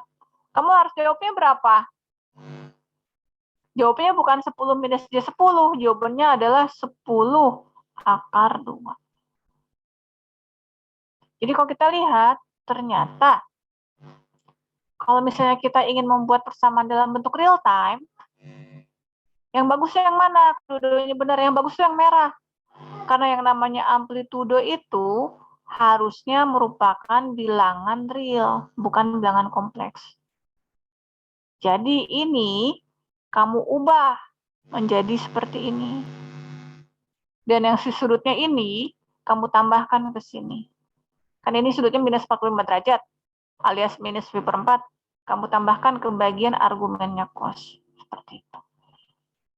Itu adalah cara ngulik-ngulik gelombang datar, bentuk fasor, maupun bentuk real time. Sampai sini kebayang nggak? Bayang, Bu. Oke. Saya save dulu, biar bisa jadi bahan latihan di catatan.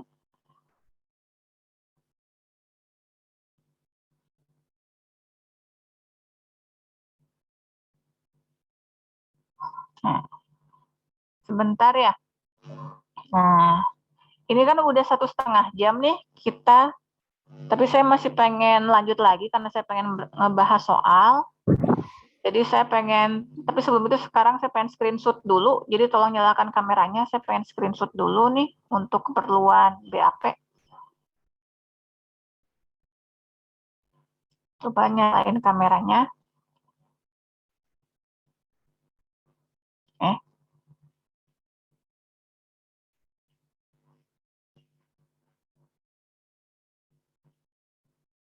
Bentar ya.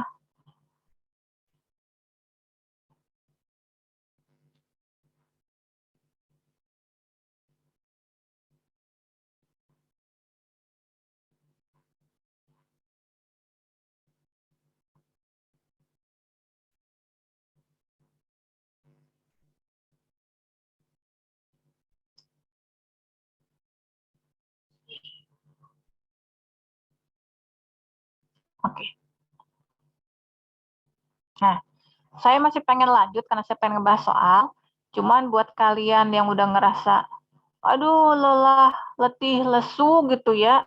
Jadi kalian boleh keluar dari Zoom. Tapi kalau buat yang lain, kalau pengen lanjut, kita membahas soal sampai jam 11:30 deh. Gitu ya. Jadi buat yang udah gak tahan gitu ya, ya sudah, silakan aja. Nah, sekarang kita lihat. Jadi sekarang kita lihat soal berikutnya. Kayak gimana ya? Nah, ini nih. Soal berikutnya, soal nomor 4. Diketahui E sama dengan 100 sinus 2V kali 10 pangkat 8T plus beta Y AX volt per meter. Nah, sekarang tugas kalian adalah bikin. Ini kan bentuk real time ya. Bikin bentuk fasornya. Bentuk fasornya sebenarnya apa? Bentuk fasornya sebenarnya apa? Ada yang tahu nggak? Kalau misalnya, oh lupa Bu, ini saya ulang lagi nih. Kalau ketemu cos omega T, kamu ubah menjadi E pangkat J. Nah, sekarang persamaannya seperti ini. Gimana bentuk real time-nya?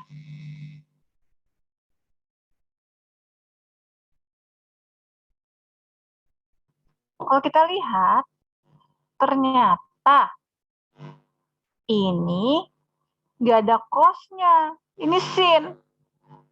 Jadi gimana? Ya kamu ubah dulu ke dalam cos. Pada dasarnya, kamu harus ingat bahwa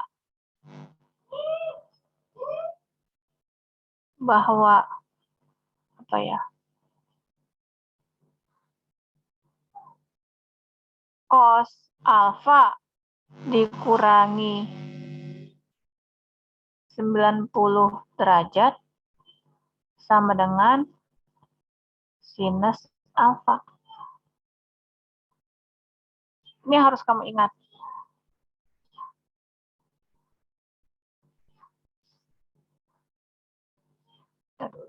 Kalau nol, kalau ntar dulu ya, cek dulu.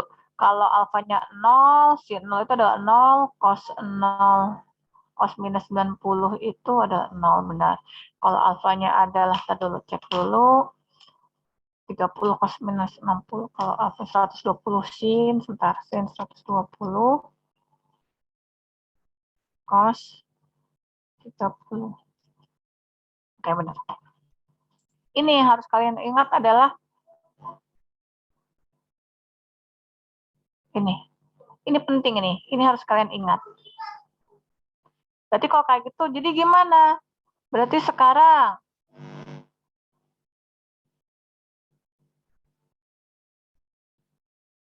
bentar.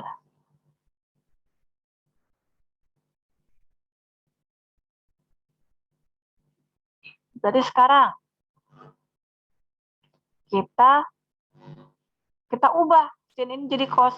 Jadi sekarang E sama dengan 100.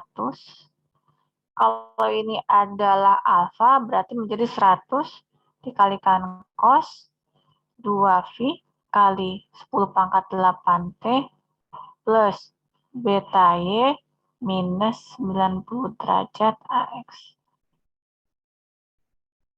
Jadi yang biru ini sama dengan yang merah. Nah, sekarang kita cari. Betanya berapa? Beta adalah omega per C. Omeganya 2V kali 10 pangkat 8 dibagi 3 kali 10 pangkat 8. Di 2V per 3. Atau enggak, kalau langsung aja kita tuliskan, ini saya hapus.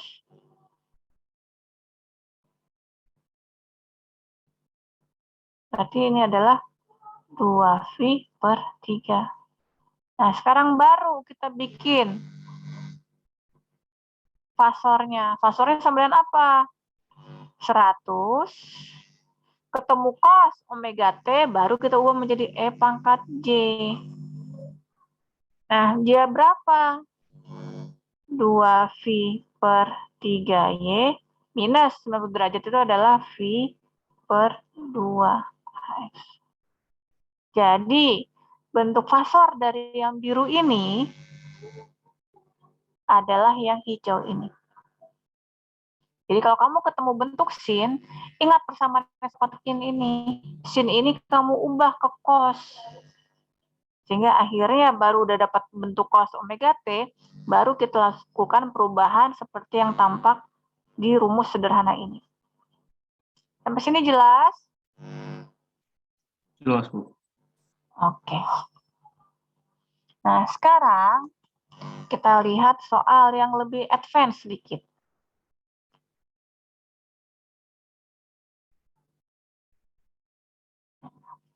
Kita lihat.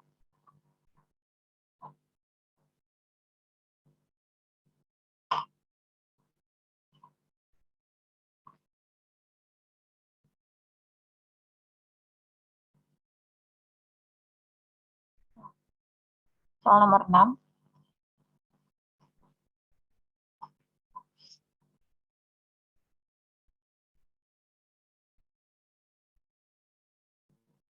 Gelombang datar medan listrik dengan frekuensi 100 MHz merambat ke sumbu X positif. Nah, terus habis itu apa ya? Merambat ke arah sumbu X positif pada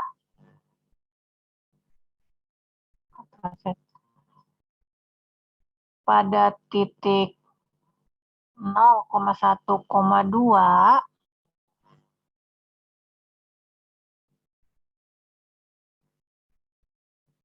harga medan listriknya itu adalah berapa ya?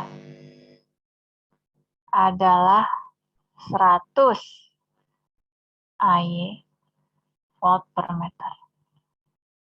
Di titik ini, pada titik ini,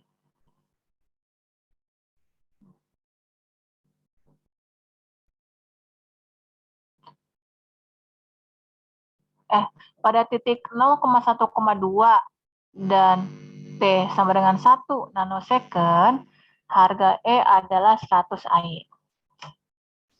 Dulu ya, biar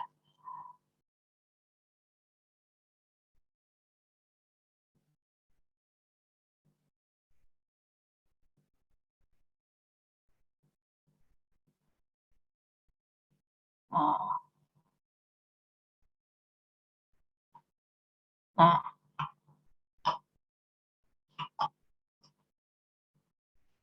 terus habis itu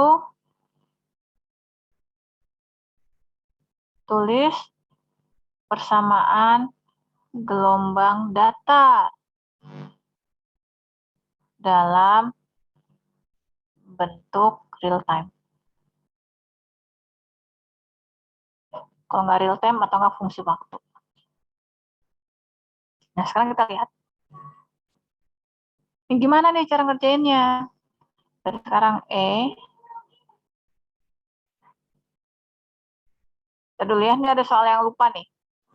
Harga pada saat dan T sama dengan 1 nanosecond, harga E adalah ini, dan ini merupakan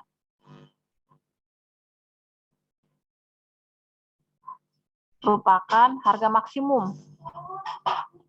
Merupakan harga maksimum. Nah, sekarang kita lihat. Jadi persamaannya gimana? Kan E sama dengan harga maksimum dikalikan dengan cos apa? Di sini cos apa? Omega T plus atau minus di sini? Minus, Bu. Minus apa? Beta X. Minus beta X. Terus habis itu arah getarnya kemana?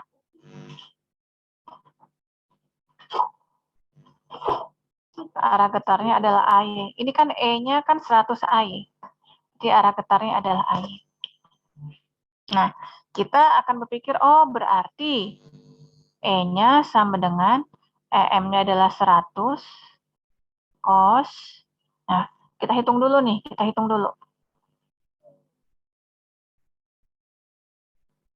dulu.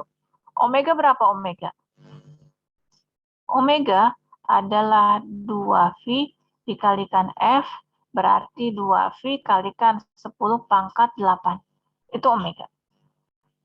Betanya berapa beta? Beta adalah omega per C, berarti adalah 2V per 3. Berarti kalau kita lihat, oh berarti S sama 100 cos 2V kali 10 pangkat 8T minus 2V per 3X I. Nah, sekarang kita lihat. Kalau kita ngerjain seperti ini, pasti timbul pertanyaan. Pertanyaannya adalah, kalau gitu, Buat apa ada keterangan ini? Ya nggak? Dari sekarang kita cek, apakah yang kita buat ini udah benar? Berarti kalimat yang saya garisin ini ngomongnya gini, E itu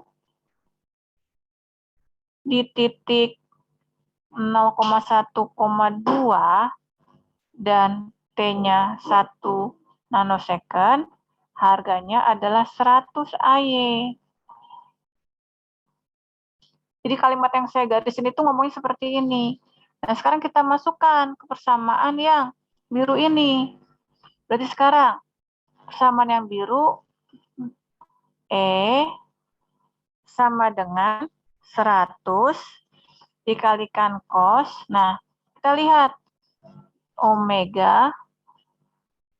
Nah, sekarang kita lihat T-nya. Pada saat T-nya 1 nanosecond itu kan adalah 10 pangkat minus 9. Dikurangi 2V per 3. X-nya berapa? Oh, di titik ini. Oh, berarti X-nya adalah 0. Nah, sekarang kita lihat. Ini sama dengan berapa? Berarti kan 100 cos. Ini berarti adalah 0,2V. Dan kalau kita hitung, 100 cos 0,2V, 0,2V itu berapa sih? 0,2V. 2 kali, salah. 0,2 kali 180. Itu sama dengan 100 cos 36 derajat. Kalau kita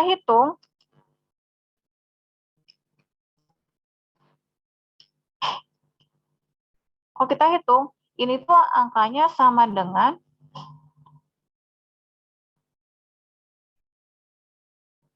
0,81.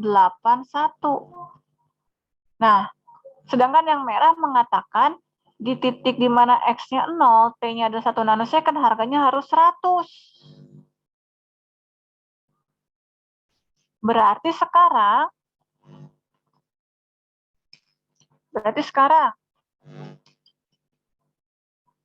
ini bukan 0,81, sorry, salah. Angkanya ini salah. Ini sama dengan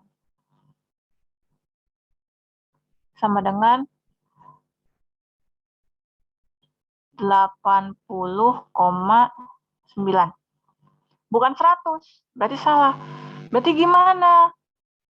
Perasaan ini udah benar kan, amplitudo maksimum, omega T, ini beta, ini X. Berarti gimana? Berarti sebenarnya di sini harus kita selipkan. Ditambah suatu besaran, misalkan theta, jangan theta deh. Misalkan ditambah V. Kenapa ditambahkan V? Jadi kita harus mengatur berapa harga V ini supaya persamaan yang merah ini terpenuhi. Jadi sekarang gimana? Berarti kita lihat. Berarti E sama dengan 100 dikalikan cos 2V kali 10 pangkat 8 kali 10 pangkat min 9, ini omega T, dikurangi beta, X-nya adalah 0, ditambah V, harus sama dengan, ini adalah AY, harus sama dengan 100 AY.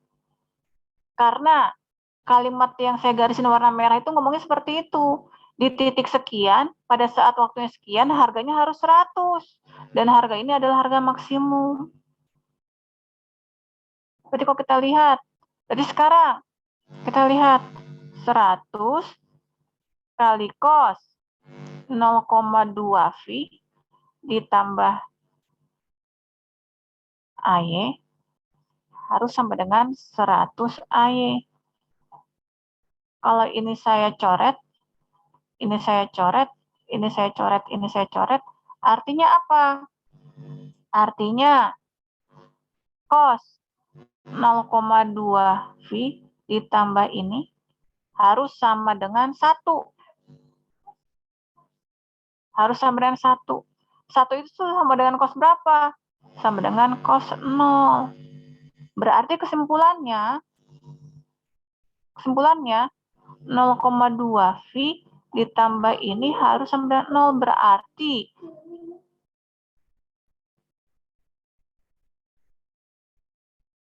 nah loh, sehingga persamaan yang benarnya sekarang adalah E sama dengan 100 cos omeganya omega T minus beta. Betanya itu adalah 2V per 3X minus 0,2V I. Nah, persamaan inilah yang memenuhi, kalau saya kecilin, persamaan yang coklat inilah yang memenuhi kondisi yang warna merah ini. Jadi kalau misalnya kita lihat pada titik sekian kita harus ngecek dulu kondisi. Kalau misalnya kita bikin cuma yang biru kayak gini doang, kita cek dulu kondisi yang merah ini terpenuhi atau enggak. Kalau enggak berarti apa? Berarti di sini harus ada yang kita tambahkan supaya kondisi yang merah ini terpenuhi. Kebayang nggak sih? Bayang, Bu. Oke. Nah, itu deh segala sesuatu tentang gelombang datar. Ada banyak latihannya, dan kalian harus berlatih. Kenapa? Karena ini masih bagian yang paling mudah. Kok mudah? Iya, soalnya kita masih membahas gelombang datar yang merambat di udara. Nah, nanti di minggu depan kita akan membahas, bukan minggu depan ya, setelah Lebaran, pada saat pertemuan berikutnya, kita akan membahas gimana kalau gelombang datar merambatnya bukan di udara. Jadi gimana medan listrik medan magnet kalau bukan di udara? Apakah beda? Beda. Contohnya kamu jalan di lapangan terbuka sama kamu jalan di dalam kolam renang. Pasti kita ngerasa berat kan ya? Sehingga yang tadinya kita ngerasa kuat, lama-lama jalannya jadi makin pelan. Kenapa? Karena kita mengalami redaman. Nah, nanti kita akan lihat gimana kalau gelombang itu berjalan, bukan di udara, tapi di air laut. Gimana kalau gelombang itu nanti berjalan di dalam tanah. Kita perlu tahu, emang buat apa sih, Bu, kita tahu-tahu yang kayak gituan? Kalau kita tahu gimana gelombang berjalan di air laut, berarti kita bisa ngerti gimana kapal selam berkomunikasi dengan kapal selam lainnya. Sama-sama di air laut kan? Soalnya cara dia nanti mengirimkan sinyal, berapa dayanya segala macam pasti beda dengan kalau pesawat berkomunikasi dengan pesawat, dengan kapal terbang berkomunikasi dengan kapal terbang. Kalau misalnya, Bu, kalau yang untuk yang di tanah kenapa? Kalau kamu tahu gimana gelombang merambat di dalam tanah, kamu akan mengerti bagaimana gimana alat kerja deteksi ranjau. Ranjau itu kan ditaruhnya di bawah tanah kan. Terus nanti ada alat kayak metal detektor, kayak gitu-gitu kan ya. Sebenarnya metal detektor itu ngapain? Dia ngirimkan gelombang ke dalam tanah. Nanti dari gelombang yang dia kirim itu nanti dianalisa. Masalah apa sih dianalisa? Oh, di sini ada besinya atau enggak, ada ranjaunya atau enggak, seperti itu. Nah, itu deh gunanya kita belajar gelombang datar di berbagai medium. Dan ini adalah bagian yang paling mudahnya. Nah, nanti akan saya bikin soal PR, di mana kalian kerjakan, kalian berlatih, gitu ya. Berlatih terus. Kenapa? Soalnya nanti kemungkinan besar UAS juga, bentuknya adalah pilihan berganda juga. Jadi latihan terus, supaya nilai UTS kamu bisa bagus. Dan kalau kemarin kan, pada saat saya lihat, yang bagus itu cuma ada 3 orang. Ada yang dapat nilai 90. Wow, hebat ya. Tapi cuma 1 orang.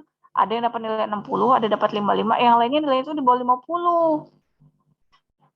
Seperti itu. Nah, kalian kan berarti pengen ada perbaikan kan ya? Supaya nilainya bisa terangkat harus ngapain? Masa saya jualan nilai? Enggak. Supaya nilai kalian bisa terangkat gimana? Saya kasih PR. Di mana diharapkan dengan kamu ngerjain PR, kalau nilai PR-nya bagus, nilai PR itu nanti bisa mendongkrak nilai, bisa ngangkat lah nilai-nilai UTS kalian yang kurang bagus, seperti itu. Jadi nanti ada PR, kalian kerjakan. Dan kalian kerjakan dengan baik supaya kalian ngerti, dan juga nanti nilai UTS kalian, nilai kuis kalian yang jelek juga bisa keangkat. Gitu deh. Ya udah, gitu dulu dari saya. Dan nanti Bu, ya yang di Iglesias itu nilainya udah dikali 35% ya, Bu? nilainya udah dikali Nah, 35%. nah sama Iglesiasnya itu dikali lagi 35%, Bu. Jadi totalnya jadi mengecil lagi, Bu. Oh enggak, nilai yang Iya, saya Bu. masukin, dulu nilai yang saya masukin ke Igrasias itu, nilai maksimum itu adalah 100.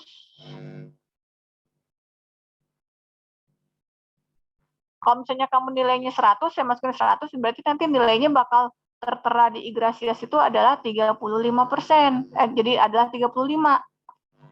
Itu. Jadi kalau Tetapi misalnya, di kelas habis tanya-tanya teman nggak ada yang dapat segitu, Bu, nilainya. Yang Ibu segitu. sebutkan tadi. Oke, sekarang saya nanya. Di kelas kalian ada yang dapat nilai 100, ada yang dapat nilai 90? Nggak ada, Bu. Enggak, di apa sih? Di itu, di mana? Di di di LMS-nya nilainya ada yang dapat nilai 90. Nah, di Igrasias kamu dapatnya yang nilai 90, di Igrasias kamu dapatnya berapa angkanya? Um, Ayo apa Taruli, aja? kamu dapat nilai 90 kan Taruli? Di Igrasias saya 27, Bu, nilainya. Bukan 31,5? 27, Bu. 27? Ya. Kok bisa ya? Ya udah. Mungkin ada kesalahan, Bu, tolong di. Nah, sekarang gini. Mungkin ada kesalahan, mungkin cuma nggak masalah. Soalnya nanti pada saat setelah UAS, itu kan nanti semua nilai akan dimasukkan bagian akhirnya. Jadi mungkin yang di BAP, yang di IGADIS itu, yang di Igrasias itu, mungkin faktor pengalinya belum, bukan 0,35 kali ya, atau enggak mungkin cuma 0,3. Saya juga, soalnya kan intinya mah kita harus dosen masukkan nilai asli, nanti Igrasiasnya yang mengolah. Cuman nanti kalau misalnya ternyata ada kesalahan seperti itu, tenang aja. Nilai yang sebenarnya itu adalah nilai yang ada di LMS. Nah, mungkin kalau misalnya kok saya nilainya, misalkan pada saat itu kok saya nilainya jelek atau apa. Nah, emang kan tadi saya bilang ada beberapa mahasiswa yang nggak ikutan Zoom. Kalau dia nggak ikutan Zoom, berarti nilainya, misalkan dia dapat nilai 30 di LMS. Karena dia nggak ikutan Zoom, nilainya saya kurangin 50%-nya, jadi nilainya cuma 15. Nah, yang masuk ke Igrasias itu adalah yang 15-nya, seperti itu. Nah, cuman kalau misalnya yang 90 tadi, Taruli kamu 90 atau 95 sih? Kalau di LMS nggak dikasih tunjuk, Bu, nilainya. Hah?